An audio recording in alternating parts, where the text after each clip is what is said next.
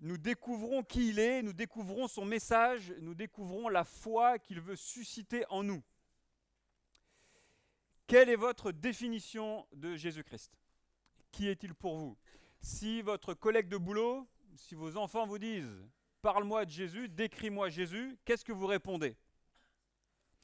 Et dans le début donc, de l'évangile de Luc, on voit par exemple que Jésus a l'autorité, on en a pas mal parlé ce matin déjà sur la nature, que quand Jésus commence à parler, il dit, il se passe des choses. Moi quand je dis, il ne se passe rien. Jésus dit la tempête se calme, la tempête se calme. Jésus dit pêche miraculeuse, pêche miraculeuse. Jésus a une autorité surnaturelle sur tout. On a déjà vu que Jésus a une mission pour nous sauver, et on va essayer de comprendre comment ça marche aujourd'hui. Jésus a une autorité pour guérir. Il anticipe un monde où il n'y aura plus la maladie. Jésus a l'autorité sur l'impureté, sur le péché, il veut pardonner. Donc Jésus est en train de remplir les lignes du CV de Jésus pour instruire notre foi. On ne croit pas juste dans ce qu'on veut croire. On croit dans un Jésus tel qu'il est vraiment. Jusque-là, Luc ne nous a pas trop dit le message de Jésus. On a eu un début, il nous a dit oui, il reprend Ésaïe, et il dit le prophète Ésaïe dans l'Ancien Testament. Et là, aujourd'hui, on va rentrer dans le détail du message de Jésus-Christ. Nous allons nous focaliser sur l'évangile, sur le point clé. Et Jésus nous dit, il nous appelle chacun à la repentance, il nous appelle à le suivre et il nous appelle à la joie. Et ces trois choses sont dans le chapitre 5. Je vous invite à ouvrir vos Bibles. Luc chapitre 5 et nous allons lire à partir du verset 27. Marie, c'est quelle page, s'il te plaît? Page 665 dans les Bibles qui ont été distribuées. Voilà. Tout le monde y est? Page 665, Luc chapitre 5. Après cela, Jésus sortit et il vit un collecteur d'impôts du nom de Lévi assis au bureau des taxes. Il lui dit « Suis-moi ». Et, laissant tout, il se leva et le suivit. Lévi lui offrit un grand festin dans sa maison et beaucoup de collecteurs d'impôts et d'autres personnes étaient à table avec eux. Les pharisiens et leurs spécialistes de la loi murmurèrent et dirent à ses disciples « Pourquoi mangez-vous et buvez-vous avec les collecteurs d'impôts et les pécheurs ?» Jésus prit la parole et leur dit « Ce ne sont pas les gens en bonne santé qui ont besoin de médecins, mais les malades. Je ne suis pas venu appeler des justes, mais des pécheurs à changer d'attitude. » Alors on a une petite difficulté pratique aujourd'hui, c'est que les derniers versets éclairent les premiers. Alors on va commencer par la fin. Jésus nous donne une mini-parabole, vous savez, ces histoires que Jésus inventait pour expliquer qui il était, au verset 31 et 32. Pourquoi en réponse à quoi est-ce que Jésus donne cette mini-parabole?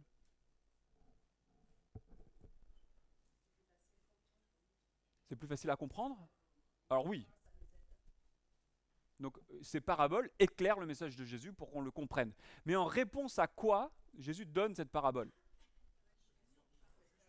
Au murmure, à ceux qui parlent et qui le critiquent. Que révèle cette parabole sur Jésus? D'accord? On est en train de faire le CV de Jésus. Qu'est-ce qu'on apprend sur Jésus avec cette petite image-là? Pardon? Alors, indulgent. Alors, il est là pour les pécheurs. Il se compare à quoi? À un médecin, n'est-ce pas? Il se compare à un médecin. Donc, ça nous instruit sur qui il est. Il vient nous guérir. Donc, il y a un diagnostic, il y a un médicament, il y a un changement. Du coup, que révèle à nouveau cette petite image sur l'attitude que nous devons avoir pour venir à Jésus?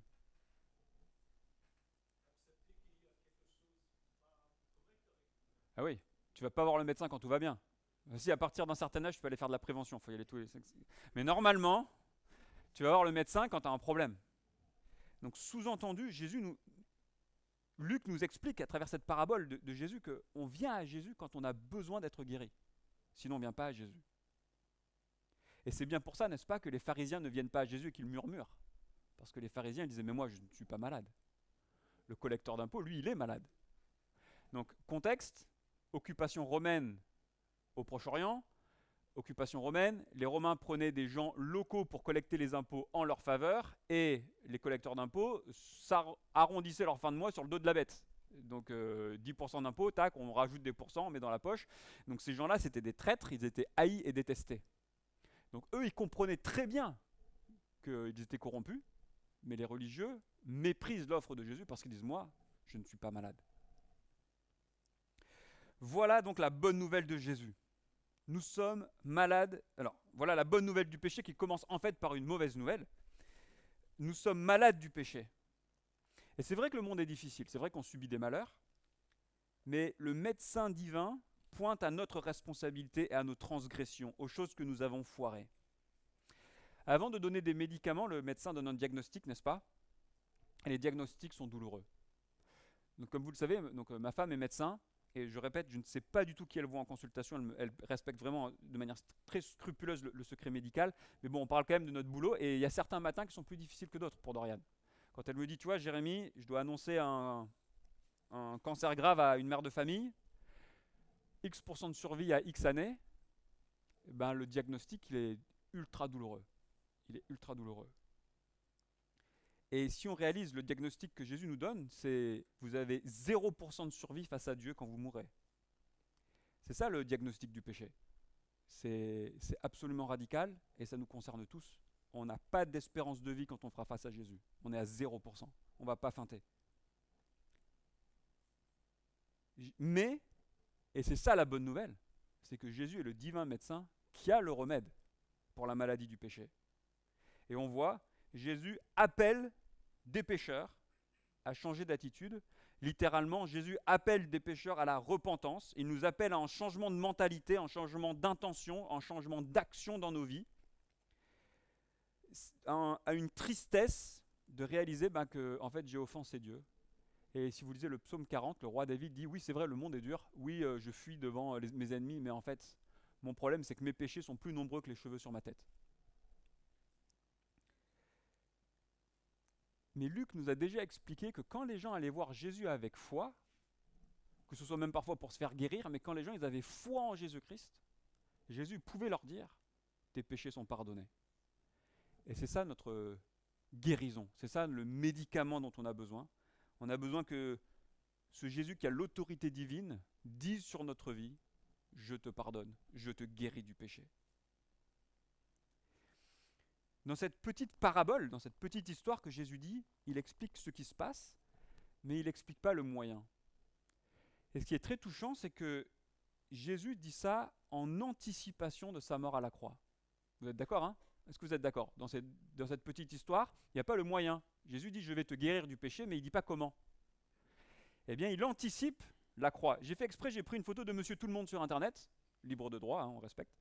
Monsieur Tout-le-Monde, parce que Monsieur Tout-le-Monde a des péchés, comme le dit le roi David, qui a plus nombreux que les cheveux qui sont sur sa tête. Et ce que Jésus anticipe, c'est qu'il va mourir à la croix pour dire « Je prends tes péchés et je te donne ma justice. Je prends tes péchés, je meurs et je te donne ma justice d'enfant de Dieu. » Si on demande pardon, Jésus nous purifie, Jésus nous pardonne, mais ça lui coûte sa vie. Alors maintenant qu'on a dit tout ça, on comprend pourquoi Jésus peut appeler un homme pourri pour devenir son disciple. Parce qu'il va le guérir. Maintenant qu'on a dit ça, on comprend pourquoi Jésus peut m'appeler moi pour devenir son disciple. Car il va me guérir. Donc on reprend le texte dans le bon ordre cette fois-ci. Jésus nous appelle à le suivre. Est-ce que vous réalisez l'importance de ce que Jésus est en train de faire avec ce disciple? Enfin avec ce Lévi qui va devenir son disciple. Jésus n'a pas écrit le Nouveau Testament, n'est-ce pas? Donc tout ce qu'on a, toute la connaissance qu'on a de Jésus-Christ, toute notre foi se base sur le témoignage de 12 personnes qui étaient les disciples. Moins Judas qui s'est suicidé, remplacé par Matthias, l'apôtre Paul. Ok? Donc toute votre foi, tout ce que vous connaissez de Jésus-Christ, notre accès au ciel se base sur le témoignage d'une douzaine de personnes dont fait partie ce collecteur d'impôts. Est-ce que vous prendriez un homme corrompu pour être sûr qu'il va dire des vérités après. Vous voyez, il y a un illogisme absolu dans ce qui est en train de se passer là. Ce Lévi, c'est très probablement Matthieu qui a écrit l'évangile de Matthieu. Parce que souvent, ils avaient deux prénoms. Vous savez, Simon-Pierre, hein, l'apôtre Pierre avait deux prénoms, et Simon et Jésus le renomme en Pierre. Donc Lévi a certainement été renommé par Jésus en Matthieu. Et donc Jésus prend la pire recrue, un collaborateur haï. Pourquoi ? Parce que Lévi devient un exemple du message de Jésus-Christ. C'est un homme malade, qui a besoin de pardon, qui se fait pardonner, qui change de vie, qui devient fiable et qui devient un des témoins officiels de Jésus-Christ, qui a écrit une partie du Nouveau Testament. Est-ce que ce n'est pas remarquable ?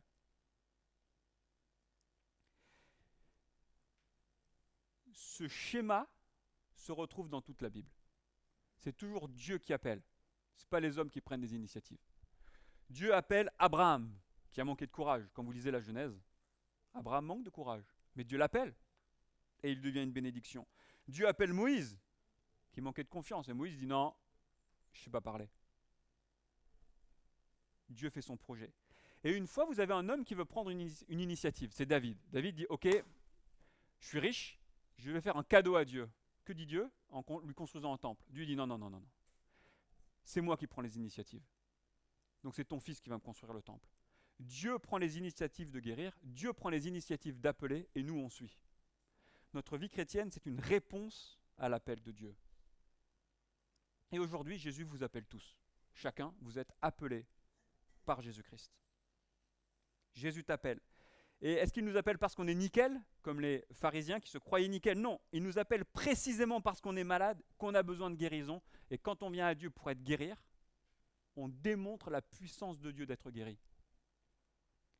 Encore récemment, quelqu'un me disait qu'il ne voulait pas se faire baptiser parce qu'il n'était pas prêt, il n'était pas assez bon. Mais c'est raisonné complètement à l'envers. On se fait baptiser précisément parce qu'on réalise qu'on n'est pas bon et qu'on accepte le pardon de Dieu sur notre vie. Je réponds à l'appel de Jésus précisément parce que je suis malade et que j'ai besoin d'être guéri. Dieu nous dit, suis-moi. Est-ce qu'on veut être guéri ? Et on voit que la réponse que Jésus nous demande, c'est une foi complète. Jésus a déjà appelé Pierre, Simon-Pierre juste avant. Simon-Pierre, il a tout lâché. Il était en train de pécher, il lâche tout et il suit Jésus. Et là, on voit que Luc, il fait exprès, tu vois, la pédagogie, tu vois, comme les instituteurs, tu vois, il faut répéter 50 fois, donc il nous répète, tu vois, quand on suit Jésus, on laisse tout, verset 28. Luc nous explique, si Jésus a la puissance niveau créateur, si Jésus a la puissance rédemptrice, c'est un gros mot pour dire qu'il peut nous pardonner du péché, si Jésus nous aime au point de mourir pour nous, bah, quelle est la seule réaction adaptée face à un tel Dieu, un tel roi ? On plie tout et on le suit. Il mérite notre dévouement.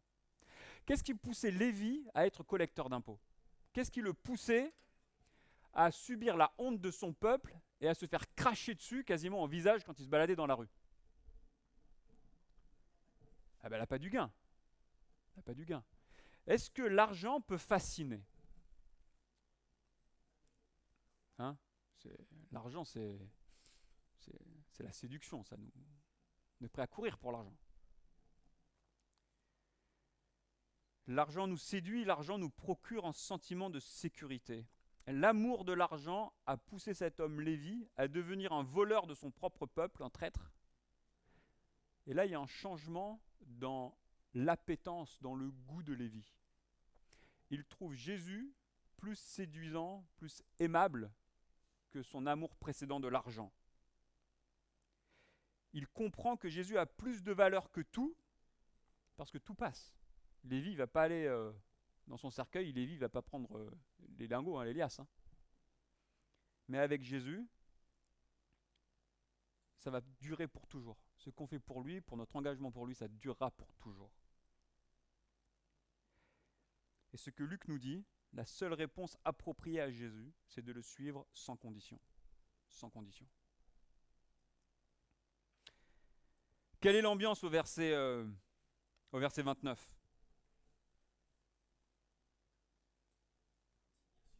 Ah non, je me suis trompé. Verset 29. Pardon? La fête, un peu ou beaucoup?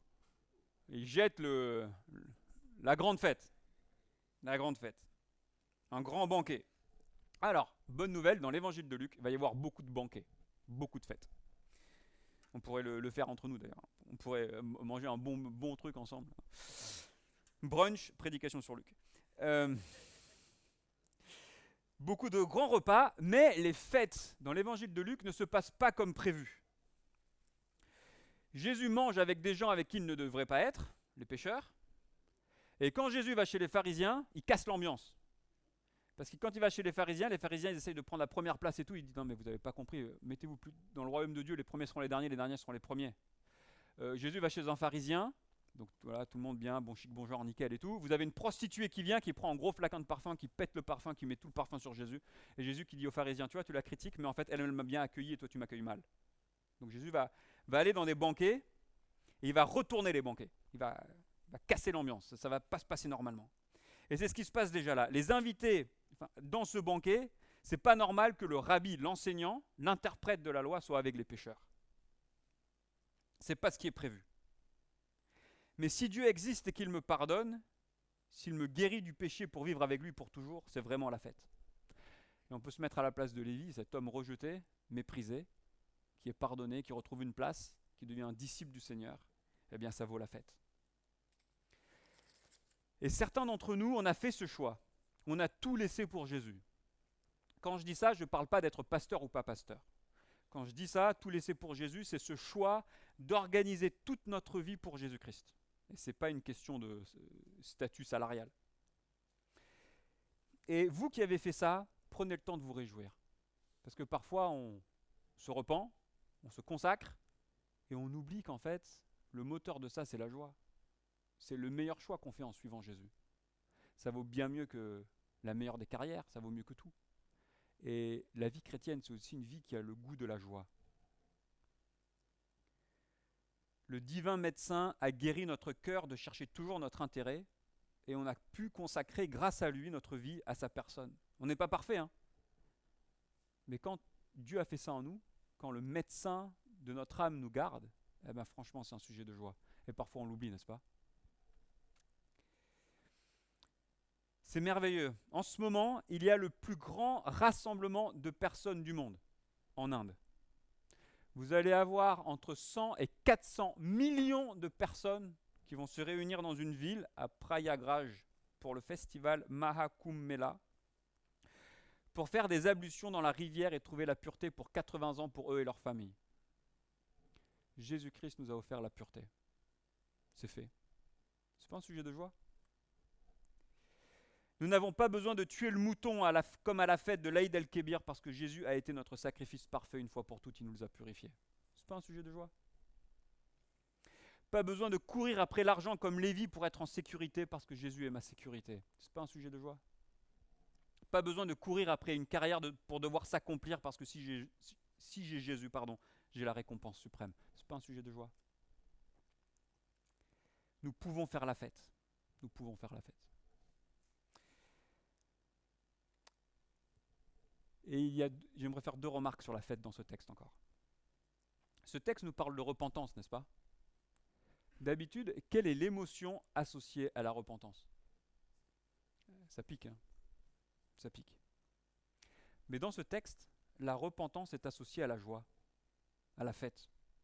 Parce que quand on se repent, quand on dit à Dieu « je te demande pardon » et qu'on veut corriger nos péchés, nous sommes pardonnés, on est guéris du péché et c'est la fête. La repentance, c'est comme un désinfectant, ça pique, mais ça guérit. Et c'est la joie.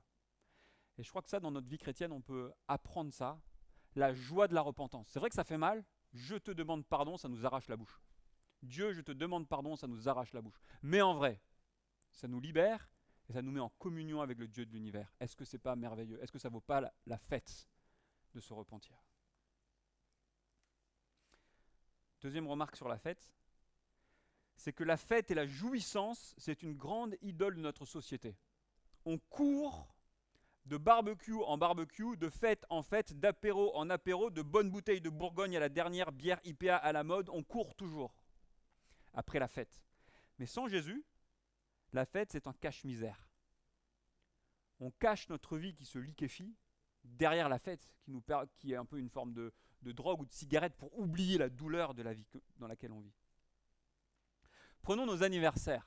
Expliquez-moi pourquoi je devrais célébrer le temps qui passe et mon horloge biologique qui tourne à toute vitesse là et qui va se terminer. Je n'ai pas trop envie de célébrer ma mort à venir en fait.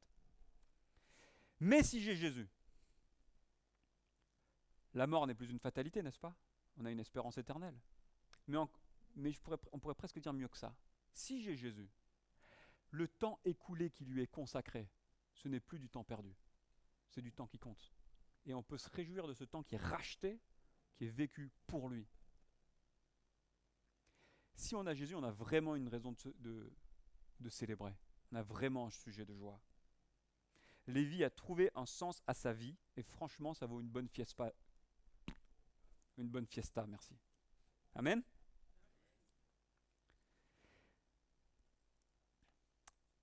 Jésus suscite des murmures. Donc c'est un scandale, n'est-ce pas, pour les religieux, que Jésus s'associe à des pécheurs. C'est un scandale, ça ne se fait pas. Mais la grâce, le pardon suscite toujours la controverse. Une fois, on a pris des jeunes de notre église, il y a longtemps, et on est parti dans un autre pays pour aider une église à faire une action dans leur quartier. Et c'était une église qui était vraiment intégrée dans le quartier, difficile en Angleterre. Et les gens venaient à l'église avec leurs chiens, ils mangeaient au fond pendant le culte. Si le pasteur disait un truc que les gens n'étaient pas d'accord, le pasteur se faisait invectiver par les gens. Ouais, qu'est-ce que tu dis, machin. Enfin, c'était chaud, quoi. Et pour tout vous dire, j'étais pas là ce dimanche-là parce que j'avais une migraine terrible, j'étais au fond du lit et je regrette d'avoir loupé ce culte, vraiment. Mais les jeunes qu'on avait pris, nous, de notre petite église tranquillou de Villeurbanne, là-bas, ils sont sortis de là, ils ont dit, mais comme les pharisiens, ils ont murmuré. C'est pas normal. Pourquoi on met un chien dans l'église? Qu'est-ce qui se passe? Pourquoi il crie? Pourquoi il bouffe? Mais il pourrait pas manger avant. Enfin, en fait, si nous avons un Dieu qui guérit, si nous avons un Dieu qui pardonne, si nous avons un Dieu qui accepte, eh ben, on n'a pas le choix. Hein. On accueille les gens qui viennent. Et si vous êtes dans le mauvais quartier de Southampton, ben, vous prenez le mauvais quartier de Southampton. C'est comme ça. C'est comme ça. Le pardon de Dieu couvre même les pires corruptions de l'être humain. Et on va accueillir. Et il y a une immense ironie dans ce texte. C'est que les personnes les pires sont plus proches de Dieu parce qu'ils ont plus tendance à réaliser leurs besoins de guérison, alors que les personnes les plus BCBG ne le réalisent pas. C'est bien ce que le texte nous dit. Et là, on a un indicateur de la santé de notre Église, et même de notre vie chrétienne. Sommes-nous dans un endroit où nous pouvons venir, comme nous sommes, dans la réalité de notre vie, venir chercher à être guéris? Ou est-ce qu'on est bien sur nous, et quand ça ne va pas comme ça va pas exactement comme on aime, eh ben, les murmures sortent de notre bouche. Et donc le murmure, c'est vraiment un indicateur de ce qui se passe. Et attention que la grâce de Jésus ne suscite pas un murmure dans mon cœur et dans la vie de mon Église. Et on termine avec ces deux derniers versets. Jésus proclame l'Évangile. C'est ça l'Évangile, c'est la bonne nouvelle. Alors, on en a beaucoup parlé. Quels seraient deux pièges, deux faux évangiles, deux pièges à l'Évangile? On vient d'en voir un. Deux pièges qui nous empêchent de saisir l'Évangile pour nous. C'est les pharisiens. Hein? D'être propre sur soi, je n'ai pas besoin du médecin. D'accord? Donc si tu dis à Jésus, je n'ai pas besoin de médecin, tu loupes Jésus, tu n'as pas Jésus. Mais il y a quelque chose de plus subtil.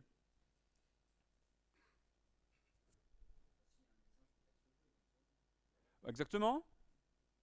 C'est cette vision d'un Dieu qui accueillerait tout le monde, mais qui s'arrête là. Et c'est faux. Dieu, Jésus-Christ, accueille tout le monde, toutes les personnes qui veulent être guéries. Jésus accueille tout le monde qui veut être guéri. Jésus a de la compassion et la volonté de guérir. C'est bien la spécificité de notre passage, n'est-ce pas? C'est quoi la spécificité du texte qu'on vient de lire ce matin? C'est que Lévi, c'est le pire bonhomme, et donc on est content qu'il soit accueilli par Jésus, et que Jésus veut le guérir. C'est les deux qui vont ensemble. Sinon on loupe le passage de ce matin, n'est-ce pas? Alors comment est-ce que ça doit modeler l'ambiance de notre Église? En chemin, je dirais un accueil radical et une transformation radicale. Il faut les deux. Il faut l'accueil radical, interdiction de murmurer sur celui qui vient et qui n'agit pas exactement comme on aimerait que moi je veux qu'il agisse parce que moi je suis bien, inadmissible. Et en même temps on accueille tout le monde qui veut être guéri pour devenir semblable à Jésus, l'homme parfait, le Fils de Dieu, qui est notre modèle à tous. Vivons l'évangile ensemble. Alors si on résume en quelques mots, si on revient à la définition de Jésus-Christ, enfin, c'est pas authentique, mais c'est ce que ce passage nous apprend sur Jésus-Christ. Jésus m'appelle à la repentance, à le suivre et à la joie. Alors où en êtes-vous? Est-ce que vous en êtes à l'étape repentance? Ce diagnostic, il est difficile. Se reconnaître malade, on n'a pas envie. C'est la première étape. Et la Bible nous dit, si tu reconnais tes péchés, il est fidèle pour te pardonner. Il est fidèle pour te pardonner. Première étape. Est-ce que vous êtes déjà passé par ce moment douloureux de la repentance, mais joyeux d'accepter ce pardon de Dieu sur votre vie? Peut-être que vous avez déjà fait cette étape et que vous êtes à l'étape numéro 2, à le suivre. Vous êtes encore assis au bureau des taxes. Il faut se lever, il faut renverser la table, laisser les petites affaires derrière et se consacrer à Jésus. L'attitude de cœur de la repentance doit se manifester dans le concret de notre vie. Dans notre cas, c'est peut-être pas de balancer notre petit PC corporate machin, il faut le garder. Hein. Mais comment est-ce que, dans la complexité de notre vie du 21e siècle, on va dire à Jésus, tu es le numéro 1 dans ma vie? Comment on va le faire? Dans le choix, dans l'éthique, dans la vie, etc. Et chacun doit y répondre. Donc peut-être la deuxième étape, c'est suivre Jésus. Et finalement, pour toi qui t'es repenti, pour toi qui as dit « Ok, je suis Jésus », est-ce qu'on sait encore se réjouir? C'est marrant, hein? Apprendre à se réjouir. Ça ne se décrète pas, on ne peut pas... déjà aller à la salle de sport pour faire un peu de muscle, c'est dur, mais se réjouir, il n'y a pas de salle de sport pour avoir la joie. Si ce n'est peut-être revenir à ce médecin divin qui veut guérir notre âme, et qui a guéri notre âme, qui est mort pour nous, qui nous aime, et apprendre à nouveau à se réjouir de ça. Parce que si on a Jésus, si on s'est consacré à Jésus, eh bien on a tout. On a tout, qu'est-ce qu'on veut de plus? On prie?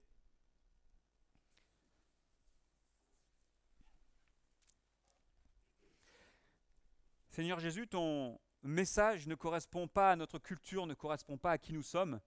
Dans notre culture, soit on méprise ceux qui ne sont pas comme nous, soit on veut être accepté sans condition. Mais toi, le Dieu Tout-Puissant, tu viens nous dire, tu es malade, tu es pire que ce que tu n'as jamais imaginé, mais je t'aime plus que ce que tu peux concevoir et je veux te guérir.